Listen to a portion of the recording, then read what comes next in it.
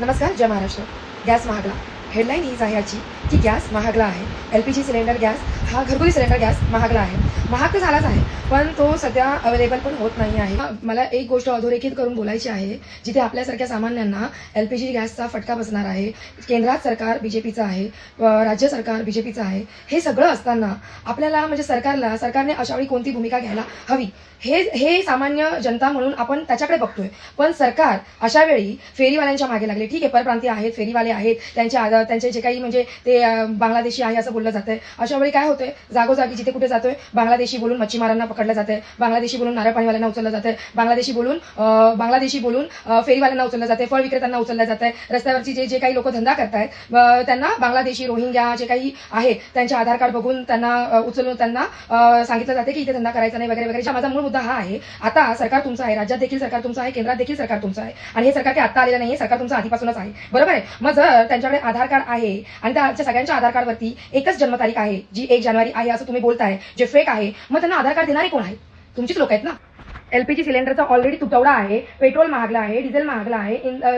बऱ्याचशा ज्या बेसिक गरजा आहे, मुंबईकरांच्या ज्या काही बेसिक गरजा आहे, प्रत्येक सामान्य माणसाच्या, मुंबईकराच्याच नाही, प्रत्येक सामान्य माणसाच्या घरगुती म्हणजे गृहिणींच्या ज्या काही बेसिक गरजा आहेत, किचनमध्ये ज्या काही बेसिक नीड्स लागतात, त्या तुम्ही मुबलक प्रमाणात राशनमध्ये मुबलक प्रमाणात उपलब्ध करून ठेवणार आहे का?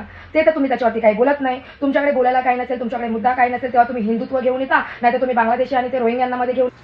आज एक सामान्य गृहिणी म्हणून माझा तुम्हाला प्रश्न आहे, खरंच तुम्हाला जे काही तुम्ही फेरीवाले हटाव योजना काढली आहे, जे काही फेरीवाले हटाव आंदोलनं तुम्ही करत आहात आणि फेरीवाल्यांना बाजूला करत आहात, हे तुम्हाला सध्याच्या टायमाला खरंच हा महत्त्वाचा मुद्दा वाटतोय? खरंच तुम्ही जे करताय ते योग्य आहे? आजच्या तारखेला राज्यामध्ये मुबलक प्रमाणात LPG गॅस अवेलेबल नाही आहे. हॉटेल्स बंद होण्याच्या मार्गावरती आहेत. कमर्शियली तुम्ही LPG गॅस प्रोव्हाइड करत नाहीये, त्याच्यामुळे बऱ्याच प्रमाणात हॉटेल्स ऑलरेडी बंद झालेले आहेत, बंद ऑलरेडी केलेले आहेत. आणि काही हॉटेल्स असोसिएशन हा निर्णय घेण्यावरती आलेले आहेत की हॉटेल्स बंद होणार आहेत. तर ते तुम्हाला दिसत नाहीये का? सरकार म्हणून तुमची जबाबदारी काय आहे? 2 समाजामध्ये तेढ निर्माण करणं हा बाहेरून आलेला आहे. याचा आधार कार्डवरती जन्मतारीख 1 जानेवारी आहे. अरे पण ते आधार कार्ड तर तुम्हीच दिले ना, त्याला जबाबदार पण तर तुम्हीच आहेत ना.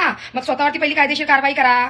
दुसऱ्यांना नावं ठेवण्यापेक्षा तो बाहेरून आलाय, तो रोहिंग्या आहे, तो बांगलादेशी आहे, तुम्ही उद्या मराठी माणसाला पण बांगलादेशी ठरवून मुंबईच्या बाहेर पळवून लावाल.